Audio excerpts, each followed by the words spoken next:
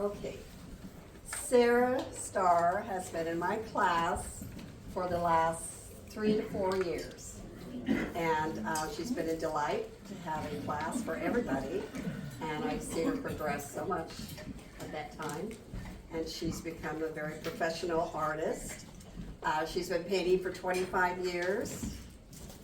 And last year she graduated from the Milian Art Institute. And she is going to tell us about marketing today to help us with figuring out personalized marketing strategies and to help all of us be able to sell our work. Sara Star. Thank you, everyone. Thank you, Shirley. When I moved to Gladstone in 2017, I'd been living with my family in Milwaukee, and before that I lived in Vancouver. I had a lot of life changes, went through painful illnesses, went through divorce, went through a lot of life changes, and then I met my husband, and he moved to Gladstone with me and bought a house here.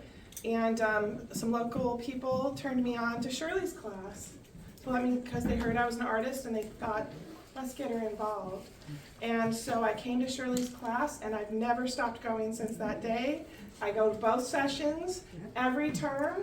I adore her class and learn so much. Just like Larry said earlier, I learn a lot from Shirley, but I also learn from everyone who attends the class, and we teach each other. And Shirley's really taken me under her wing and given me opportunities to learn about teaching as well. So this is a little opportunity for me to practice early teaching skills, maybe.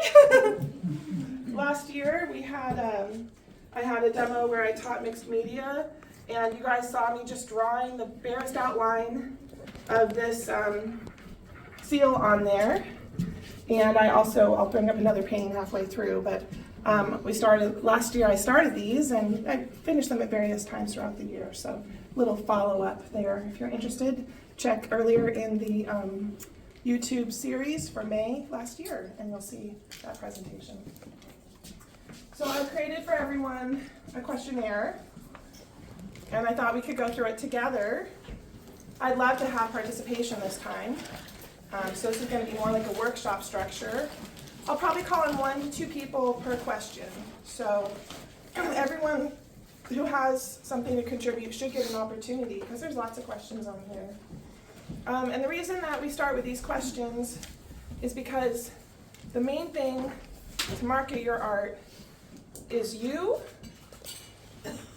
the people who appreciate your art, and then the art is what comes between.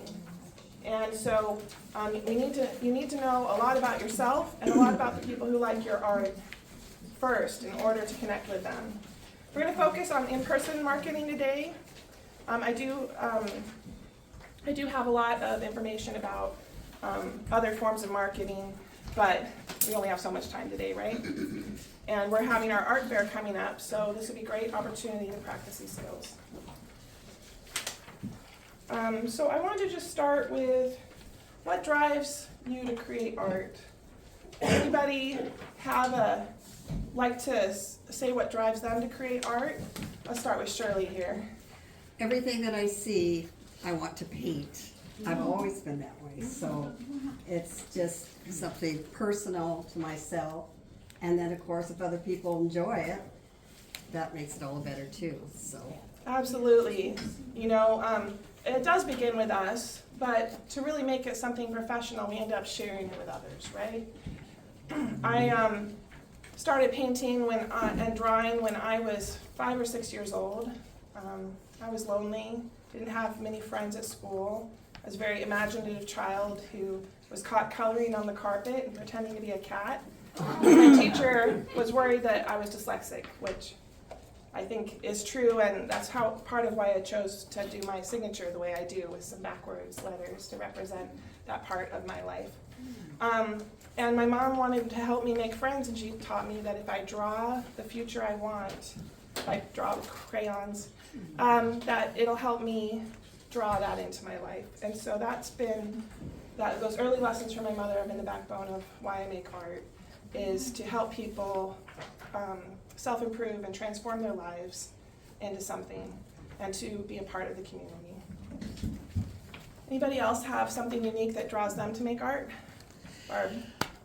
I think mostly I do it for myself, to help me decompress, to help me handle the stress in my life. I can be drawing and just lose myself in that painting. And I think I do it more for myself than I do it for other people, although other people seem to like it. But that's, I think, my big motivation. And there are certain things that I like that catch my eye. Mm-hmm. And I just want to record it before it's gone. Those are two really good reasons. And it can be something, it can be really simple like that. It can be, I like to paint on my travels, to record what I'm doing on my travels. It can, or it can be like a deep philosophical reason. But it's something that you're able to vocalize, okay? So then, I kind of added in when I was talking about why I paint, kind of my artist story, but to add to that, I didn't try to sell my art till I was in my early 20s. I was trying to go to university to become an artist, but the classes had really toxic materials, and I immediately got terrible headaches and migraines, which contributed to the fact that I often struggled with illnesses anyways. And so I had to drop out of art real early on, and I went for a different degree. I still tried to make artwork on the side, and I ended up showing here a few times at my university galleries, and I kept trying to show afterwards here and there in libraries. But because I hadn't gotten an art degree, I didn't learn all the stuff you need to know to be a part of the art world. I had some random successes, a few art historians who would write about my work in their art history books about women artists and childbirth art. But I didn't know how to take advantage of that. Again, because I hadn't taken a degree in art, I didn't know all the particulars of the art world, which is quite often elitist. So that kind of delayed me really making it my career. I worked as a paralegal in very stressful circumstances that were very hard for a person like myself. But I made okay go of it, and I worked as a paralegal for a long time until I married my husband, and he said I could pursue art. And so I went to the Milian Art Institute, and they teach me all sorts of things about marketing and making it a business. So now I have those skills. So my artist story includes obstacles that were in the way of me doing art as much as I wanted to. I think most of us may have something like that in our life. I want to call him Paul because I think he's a really good example of someone who had a big break. Well, basically, I ended up in a situation where I didn't have enough money to finish school, so I had a 2-year junior college degree. And In art? In art, but the reality was I had to earn a living, so I went into something else similar but not really related, which was drafting technology. And it turned into an engineering career instead. So I came back to this when I retired. Does anyone else have a story like that they're willing to share? Well, Can you say your name? Jackie. Jackie. Yeah. 2 years college and then had to make a living, so didn't have the money to continue that. So, I painted always, but not a lot, while you're working. So now I try to do a little bit more now that I'm retired. So when you're thinking about your artist story, think about an obstacle. This is drama that makes your story interesting, that people can relate to. A lot of people in their life have something that they've put off, and your art can serve as a reminder that they can find it again. So when you're telling your artist story, try to think of it as a story with a beginning, a conflict or something, an obstacle in the middle, and now, and how you got where you are. This is something that means a lot to people who are appreciating your art, whether you're going to sell it or not. This is a way to really help engage people with your art. So all of us love art, but we also have lots of other things that are very important to us, right? So besides art, where do you spend most of your time, and what do you value most? Anyone have something really interesting they do besides art, something different? Louisa? Rose gardening. Rose gardening. Anybody else? Oh, yeah. Well, I took a class in creative writing. Creative and writing. that was just fantastic because they'll give you a prompt like guilty pleasure. But you're writing about a journal about your life, any place in your life that kind of, the prompt is really good. It really creates a lot of creativity in your life. That's lovely. Yeah. And Quilting, quilting. lots of quilting, knitting, crocheting, all kinds of fabric art. Patty. Fishing. Any of your, oh yeah, Marie. Oh, well, I have an interest in metaphysics, and I'm trying to combine that with my art now. Oh, Now this is a market that if you're well, I know Patty paints fish sometimes. You can include quilting pattern or fabric patterns in your art if you wanted to. You could even do fabric in your collage. Somebody just said something else. Oh, creative writing. Well, you can illustrate your stories and have something, then you take the story away and you've got this amazing painting. Yep, yes, Patty? I work with metaphysics and hypnosis also, but Yeah. I always wanted to do this because I used to teach on color therapy, and it was metaphysical compared to,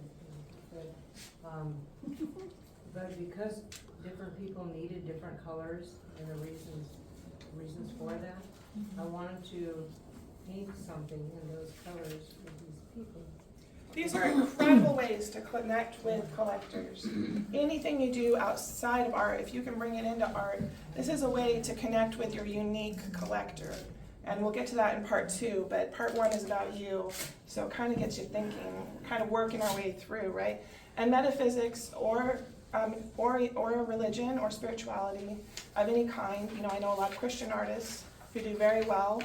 They often have a mission, like protecting children from being trafficked is a big one. But there's a lot of other missions, food banks, anything that you bring into your story. It means a lot to the people who are stopping by your booth. And so you don't want to go on, but if they say something like what inspires you, by going through this, you have something a little bit more relatable than Vincent van Gogh or Pablo Picasso, which they may not feel familiar with. If you can say fishing or healing people with color, you've got instant interest from somebody. And you kind of take a look at them and say which of those answers would be a little more likely. I'd probably tell Dale about fishing because you got a fishing tackle jacket on, right? And I may or may not be wrong, but it's a good start, right? Start a conversation with folks. And then they ask about your art and you can bring it back to them through your story. And this is a good one because I think all of us are unique among most other artists and that many of us paint together. We also paint alone at home, but a lot of us get together. And so this last question, where and when do you make art? You can speak about your studio, but also you can talk about these groups and how they've brought you so much. I'm a really socially awkward person, and being in this group, I've learned so much and I felt so supported that I've really been able to blossom. So I'm sure all of us have something like that we can say about our art group, meaning so much to us. And then the last one's a little bit more of a little difficult one, but what are you like? So now that you've answered these questions, you can put, I travel, I'm a handyman. I think Carl's a person who's super interesting. Carl, what are you like? Like no one else. Exactly. Excellent answer. Well, Like no one else. my life is basically is about 110% science, and always has been. I always took a lot of science classes all the way through high school and in college. And then I was in charge of a laboratory for 30 years where we did metals analysis and everything else to determine what is it and how much of it is in there. And so when I finished up, I was working with a machine that would measure metals in water to the parts per billion. And nobody else around could do that without a very special piece of equipment. And I also like to travel. My wife and I are now into cruises because we're too old to go on hikes and things like that. But I paint primarily to document what I have seen and I try to document it as accurately as I can. I'd like to think that I'm the harshest critiquer of that, but it's really not true because I'm biased. And I try really hard, but there's certain things I don't see. And that's what other people can come in and say, well, I just had someone tell me, I think you were, they actually said, I think you're channeling Sarah when you did that. We do influence one another. I saw the interaction on Thursday. So, let's see. Anyone who hasn't gone yet before I close? Yes. Oh, I have a big plaque hanging just inside my front door that says, "She awakens each day believing she is normal." And I think that just says it for artists. We do. We have our own point of view. And that's really why we start with this, is our point of view is very important in how and marketing almost feels like a dirty word, so I wanted to make it as personal as possible. About you do something really interesting. You have a YouTube channel. Would you tell us a little about that? Well, it's mostly about what I do as an artist, and the one thing I've done in the course of my career is being very truthful about what I know.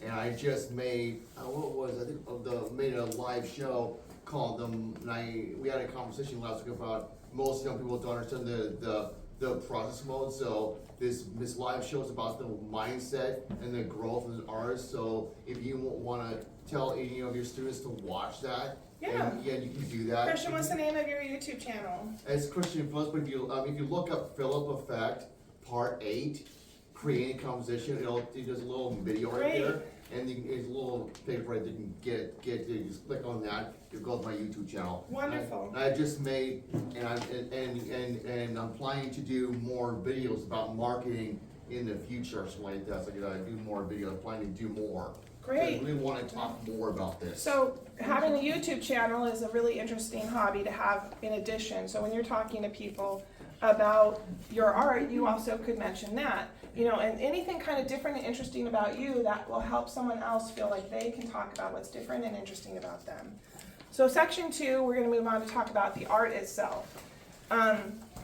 Because, you got to where you are talking about why do you make what you make. It's really easy to just get in autopilot and you just painted something because you felt like it, right? But there is a reason you felt like it. And, it's, a lot of us get a little defensive about it, but it's professional to share the reason, and it's lazy not to dig a little bit deeper. Bad word, I know, but none of us are.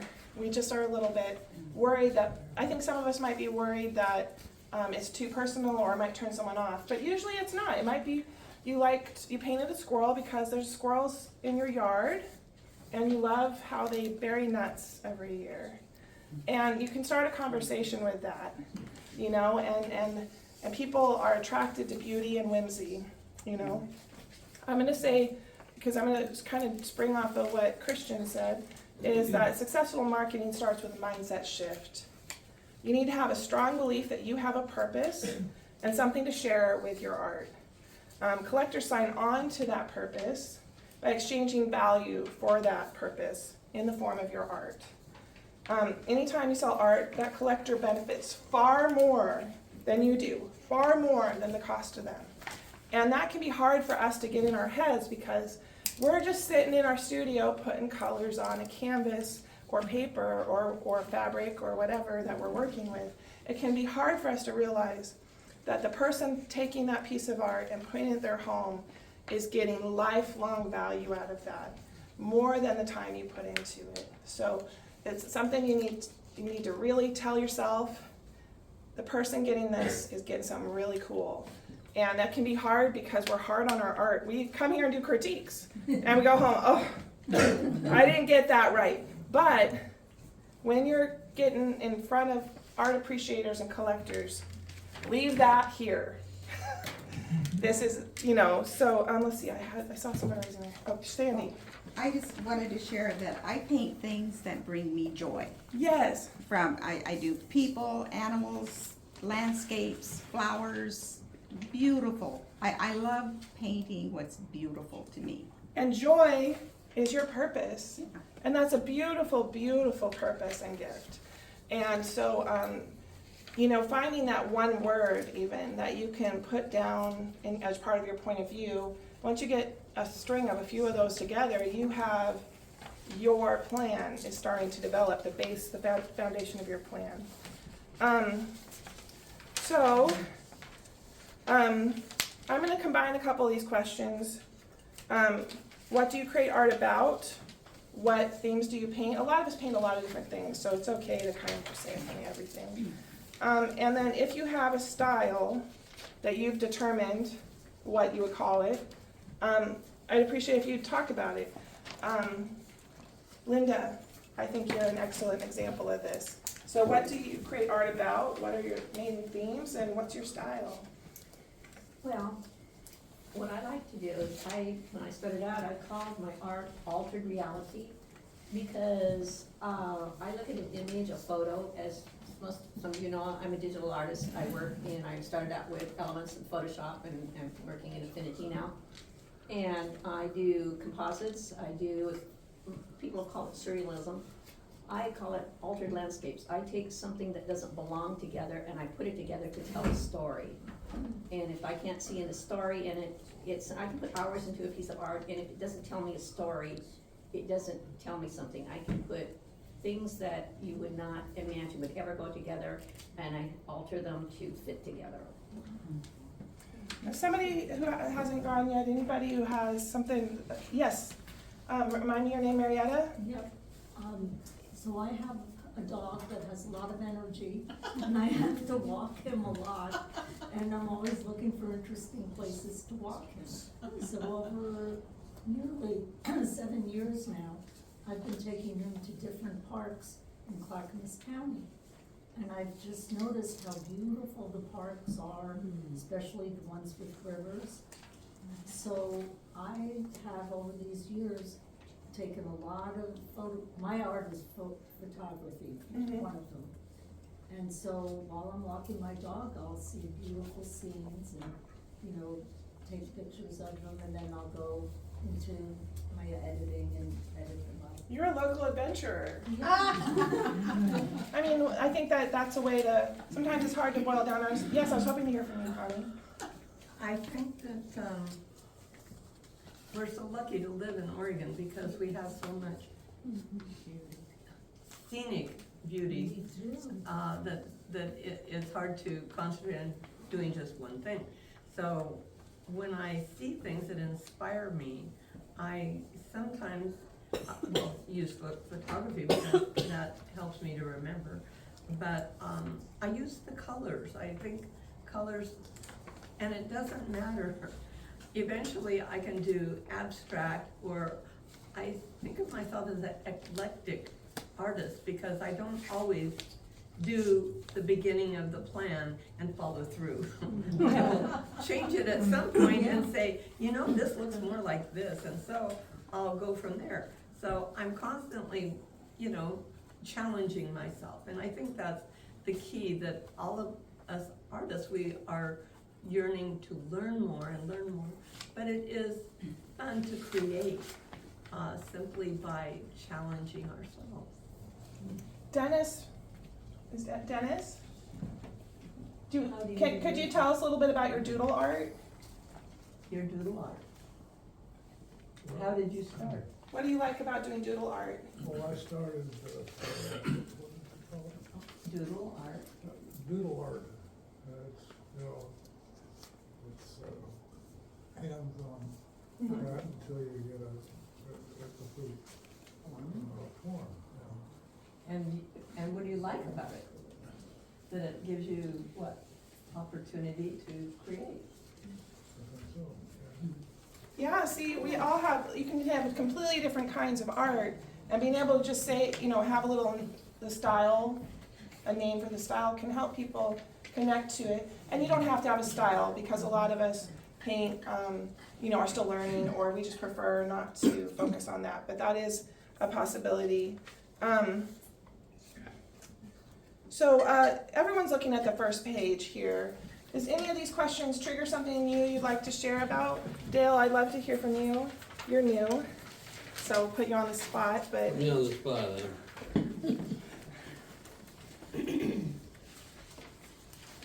Well, it says here, besides art, where do you spend your time? And what do you value most? Well, I gotta say, the family, the wife, the kids, that sort of thing.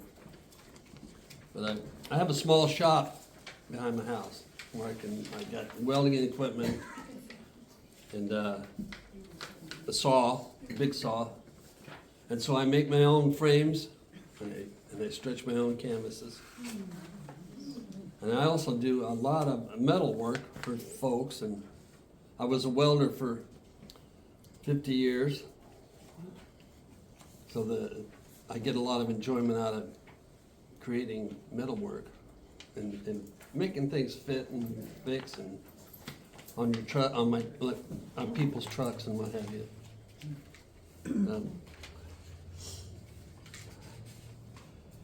I like to decorate my home. Yeah, see all of the art that we make, right? Yeah.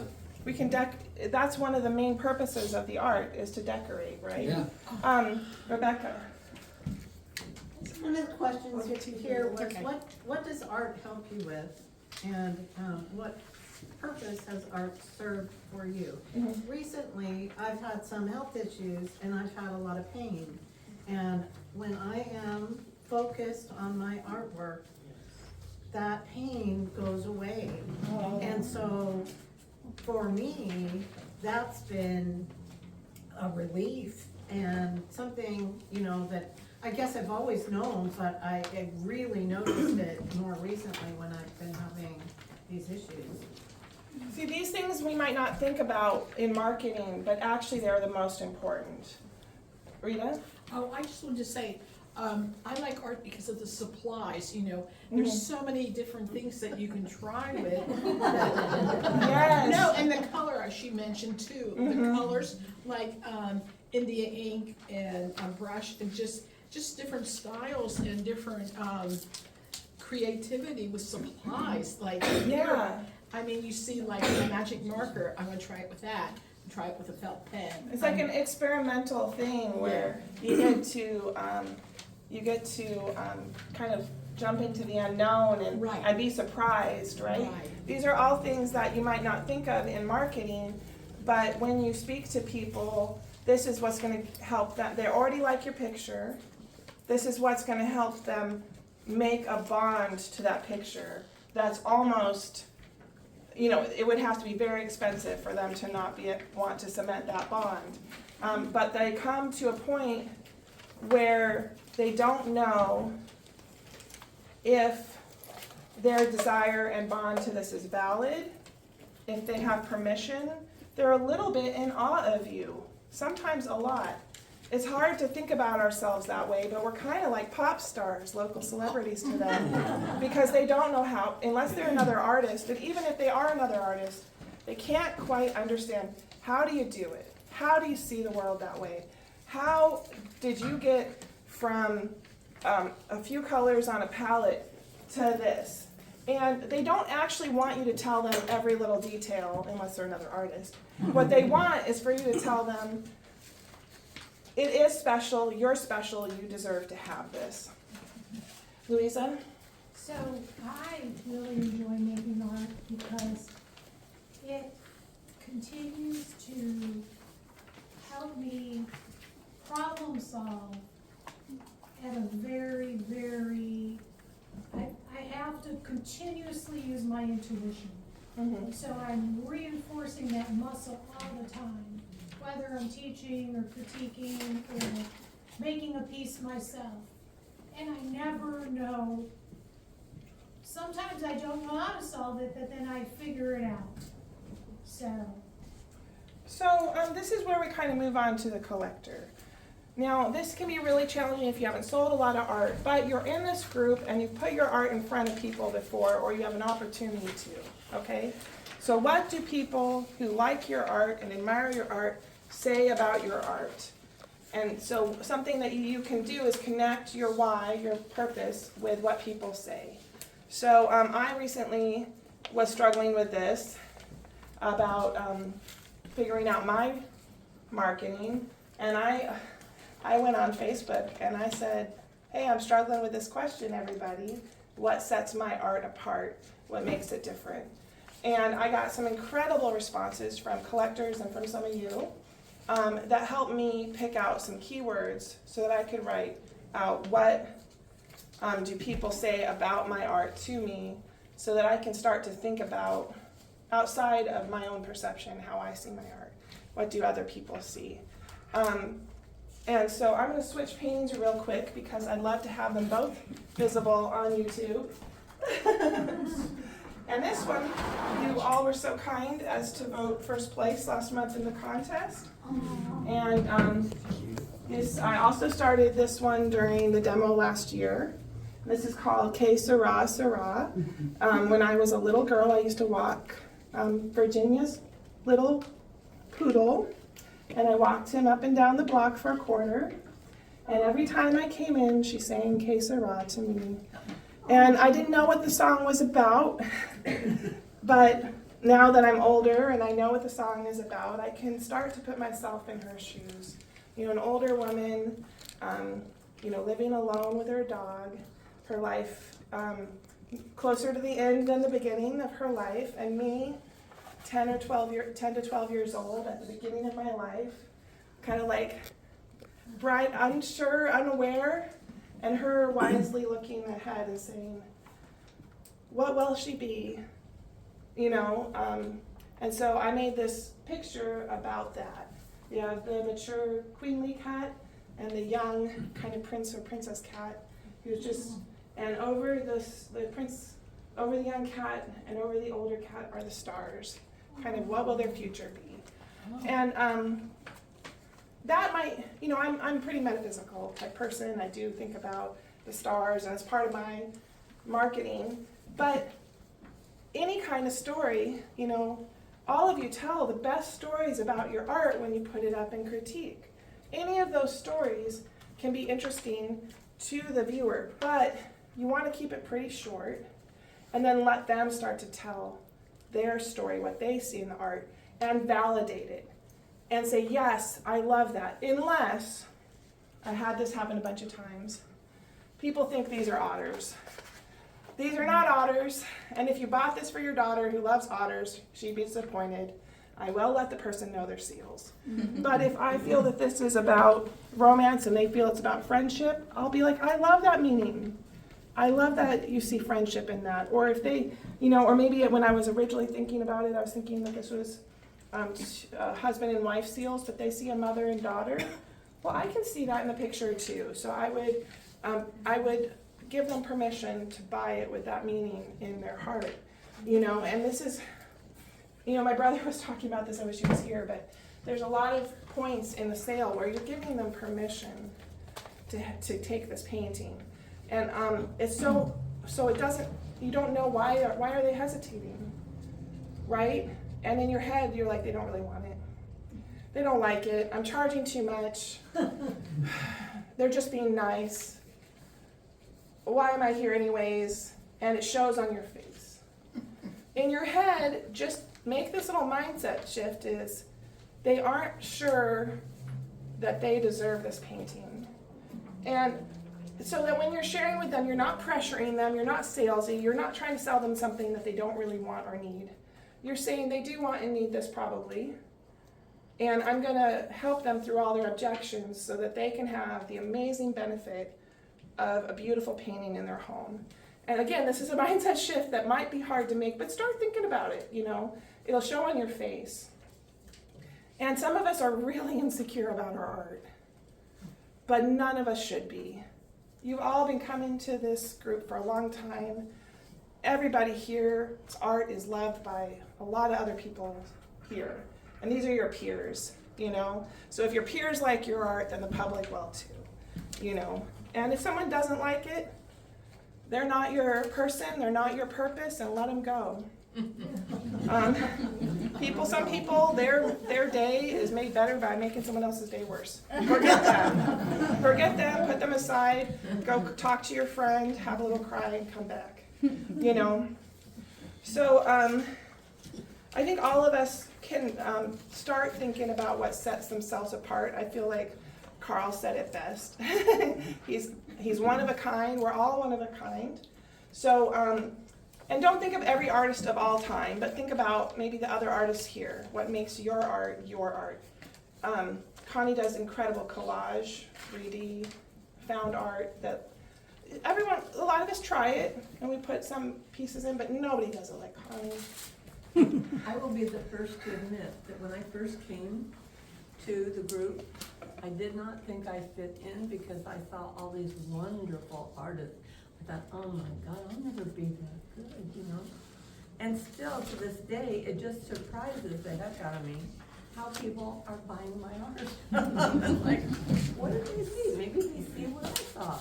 And so keep trying. It's like, I feel that there are so many of us that are so different, and that's what makes it fun. Yes.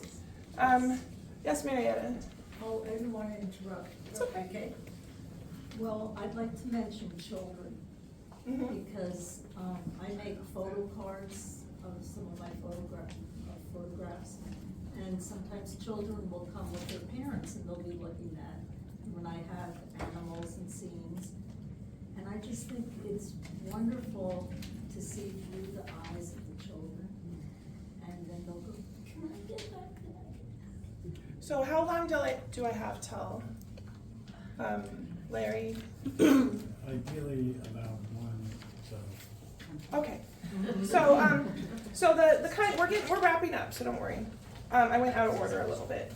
So something that you can start to do as you've had some sales is start to kind of in your head kind of put together what your collectors have in common.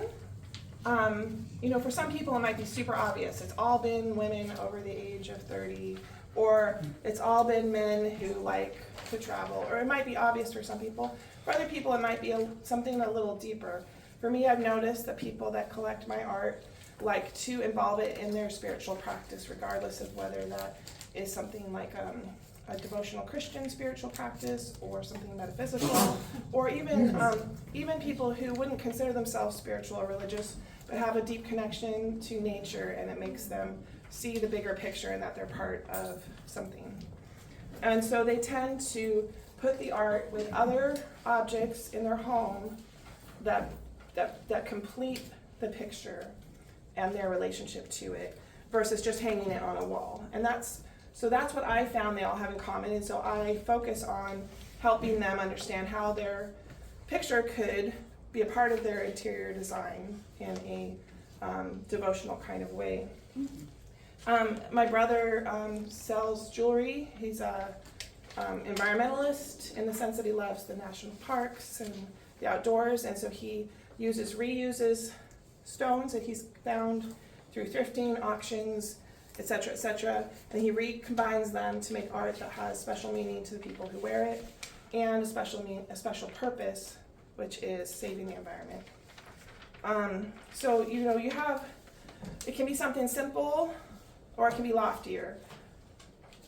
Go with what's easier for you, and think about what experience you want the person taking the painting away to have with the picture, and complement that with everything you do when you're talking to them and with your tent. There's stuff for you to work through in here to make it a little bit more detailed if you're stuck, but hopefully we're sparking some ideas.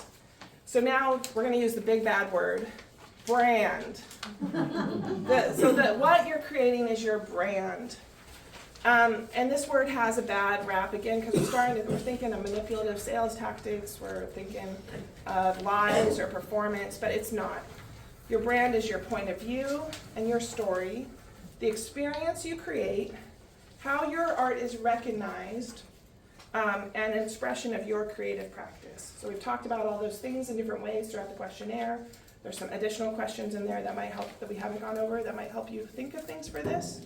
Your brand is not a logo, a performance, or a fake persona. Fixed forever. It can change and evolve as your art changes and evolves, and as your life changes. I'm not the same person I was when I made that first. I am and I'm not the same person I was when I was painting in college or in childhood.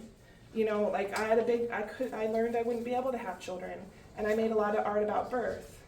Well, now I'm working on a series about being a godmother.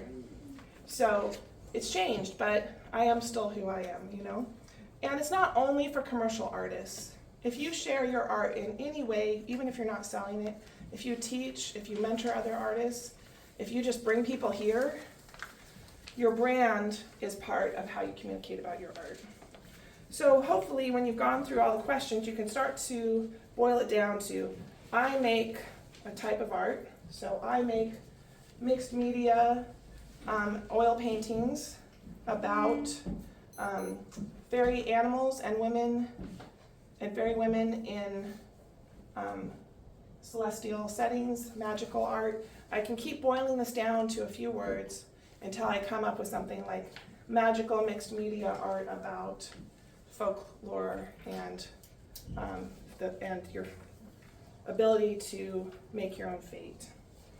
I make it for the type of people who like to have magical art in their home or devotional art, who want to feel connected and grounded. So that statement might be completely different. You know, I think Sandy would be really good at filling out this statement because she wants people to feel joy, you know, so that could be, the experience you create might be the hardest part of this. And you know what kind of people you'd like to help and what kind of art you make. So, you know, this is how you kind of are going to have your little elevator speech. And you're going to be able to go through all these questions and hopefully boil it down. So when you're in your booth, you want to have a plan. Your plan is to express your brand, which is all those things we talked about. It's not something gross or scary. You express your brand in how you greet people. You could be kind of dorky about it. People love it. If you make art about being on cruises, you could say ahoy. I mean, if you make art about fishing, you could wear a fishing tackle vest in your booth. Make it easy. Don't make yourself uncomfortable. But think of things that you can do, your greeting, your outfit, your setup, and your decor. So how you frame your art or don't frame it. Do you have tablecloths or don't have tablecloths? What kind of easels or other things are you putting your art on? Diane Sheffer does an incredible job of decorating her booth. And you come in and you're just, it's color, just color. So I would just say, my thing is, I love color. Mhm. It's like a siren to me. And that's why I do that, because I think it draws people interest in color. Wearing color, looking at color. It's magnetic to your ideal collector. They can't look away. And you're back up at the credit machine more than anybody else. So it's working. And I put down some golden velvet tablecloths. I try to have some beautiful metal curly Q easels. I try to put on frames that represent the idea of being in a very decorated, high taste level home. Whereas some other people, maybe they're minimalists and their buyer likes to have a simple frame or no frame at all. So just little things to think about, but don't overthink it. Don't make it too hard. Anything you could I already have tablecloths like that. I can grab them, or I know exactly what to get, and they're not going to be too hard for me to source. And then when you're engaging with viewers, have all this in the back of your head, because there will be objections. We can do hard things, okay? All of us have gotten to where we are. Most of you gotten to where you are through much more than I've been through in life, So you're too shy, you don't want to bother people, you don't want to seem manipulative or high pressure. Artists have the most potential to influence society for the better, with beauty, with joy, with all the different color, the things I've heard you all saying today, to inspire and elevate.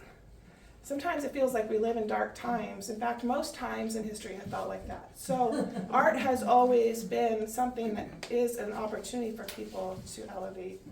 And embrace your gift or talent or practice or what you've worked hard to be able to do, however you feel about your art practice, to counter any of your personal insecurities for the importance of your purpose, which is our art is doing something and we feel good about that.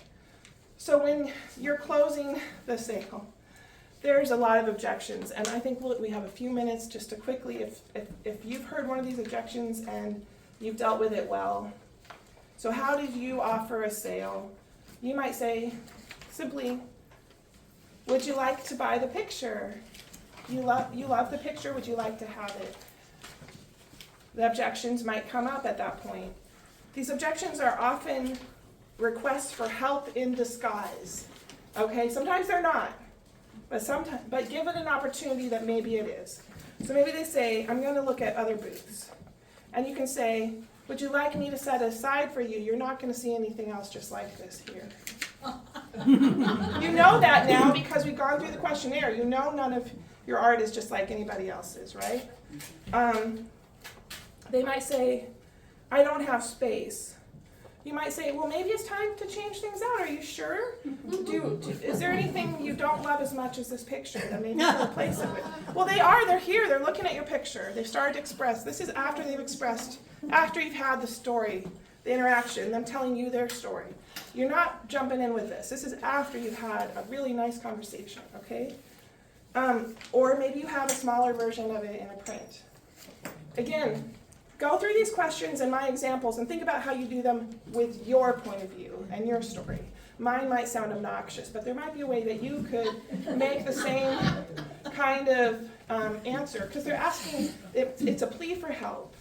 Give me an excuse to buy this picture because I really like it, but I don't have that much space, Let me ask my spouse. Offer them, if your spouse isn't around, offer to let them take a photo and send it to their spouse. A lot of us get a little titchy about photos, but really a good photo of your art takes lighting, setup, and everything. Let them take a quick snap. Send it to their spouse and ask them. Or something along those lines. I need to measure. You know the size of your art, right? Hopefully.